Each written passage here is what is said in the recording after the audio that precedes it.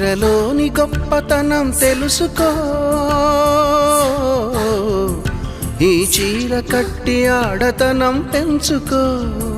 సింగారమనే దారంతో చేసింది చీర, ఆనందమనే రంగులనే అద్దింది చీర, మమకారమనే మగ్గంపై నేసింది చీర. చీరలోని గొప్పతనం తెలుసుకో, ఈ చీర కట్టి ఆడతనం పెంచుకో.